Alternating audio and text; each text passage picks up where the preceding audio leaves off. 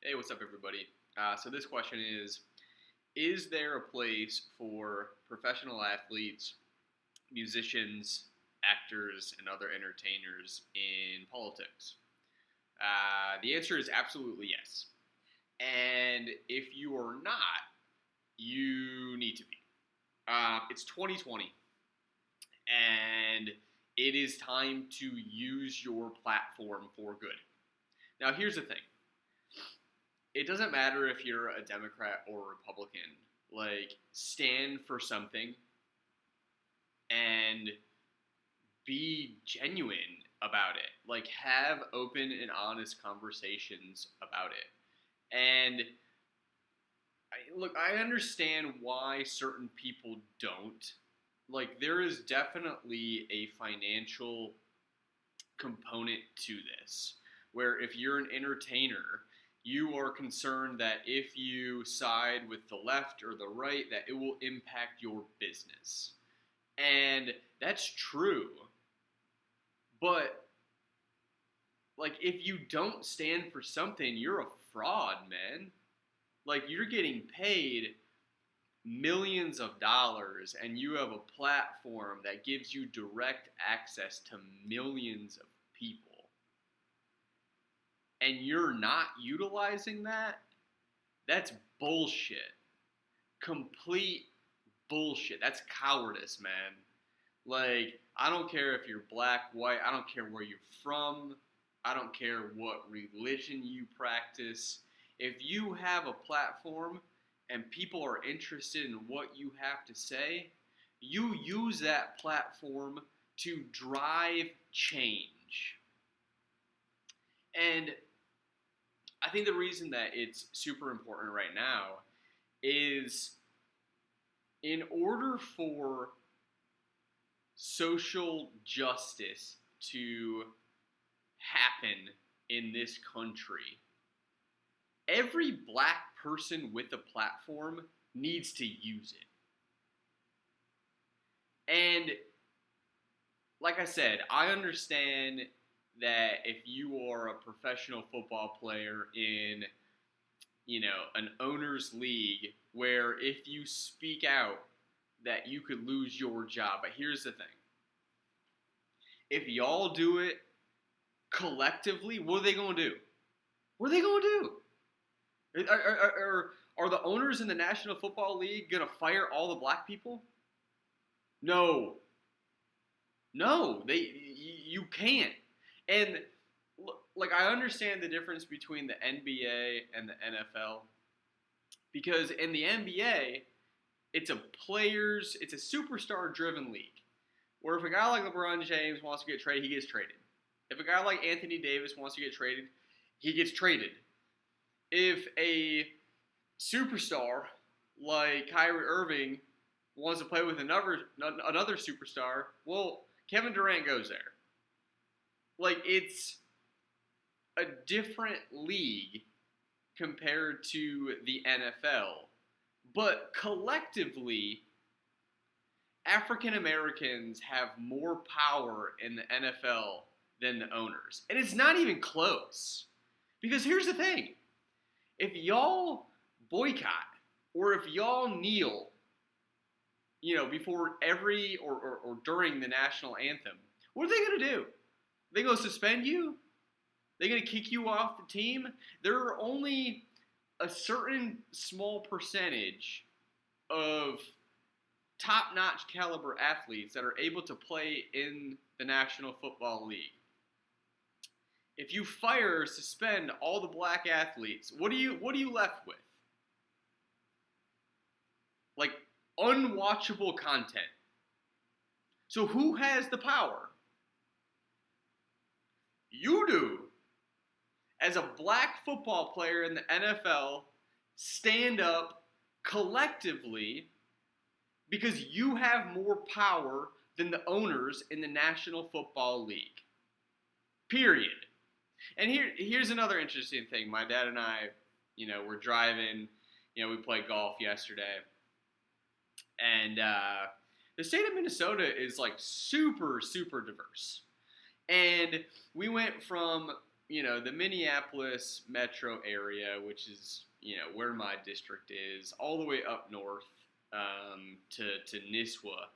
And what we figured out was like 80% of Minnesota, and, ergo 80% of probably this country, 80% of consumers of the National Football League are from smaller towns with different belief systems than people that live in cities. And that's understandable, right? So the owners or the upper echelon of the National Football League, they're trying to protect their brand, they're trying to protect their business because they understand the consumers that consume their sport, the consumers who consume their product, are in large part people that are not from urban cities, people who aren't identifiable with progressive politics. And they're just trying to protect their brand, protect their product. But here's the thing, it's 2020.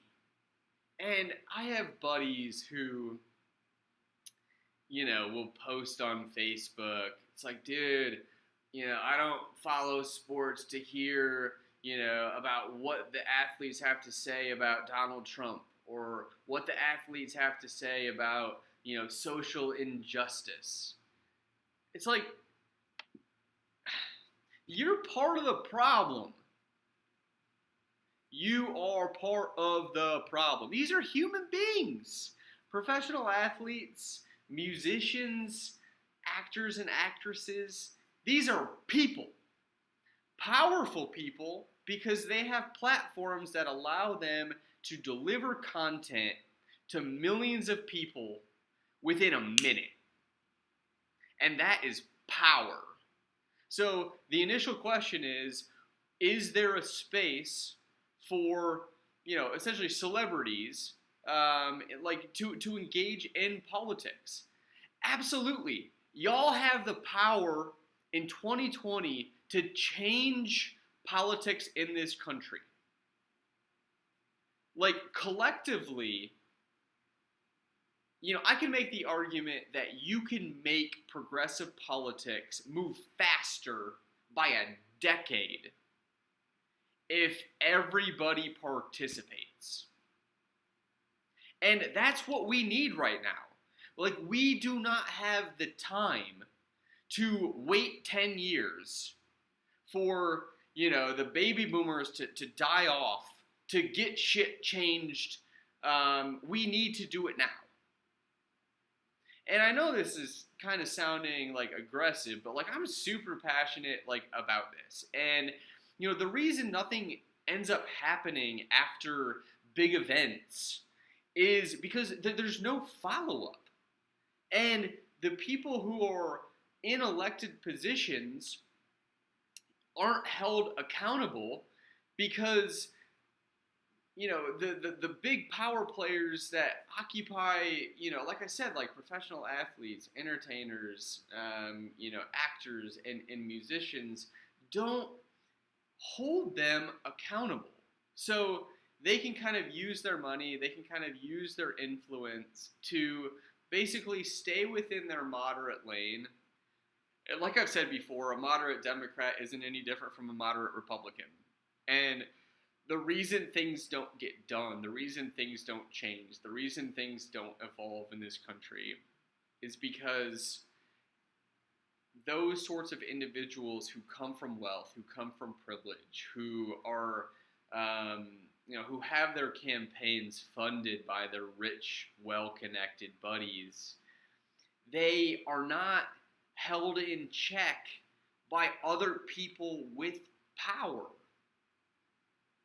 So the reason that progressive politics, the reason progressive candidates like, Bernie Sanders and, even young people like AOC, the reason that there aren't more AOCs is because there's a money component to it. But what I figured out a couple years ago was you can match actual money in politics with social media capital. And I can make the argument that dollar for dollar, social media capital is more valuable than actual money when it comes to winning elections. So if there is a progressive candidate out there like AOC, if there are 20 AOCs or 20 Cole Youngs who are running in 2020, and collectively, you know, celebrities that can identify with the progressive agenda show up and support those candidates online, like through their social media, young progressive candidates can win. And here's the thing, if enough young progressive candidates are in Congress, what do you think is going to happen? Progress. We're going to get shit done. We are going to get shit done. So, is there a place for celebrity in public policy? You know, celebrities in 2020 politics? Yes. And if you are not engaged, if you're not talking about like getting people to show up to vote, getting people like registered to vote, all of this, you know, sort of gathering of communities in order to promote social justice, it will be meaningless. If you do not have young progressive candidates in Congress, things will not change. Period. So use your money, use your platform, be willing to sacrifice money by alienating certain people within this country in order to move things forward. It's 2020. It starts now.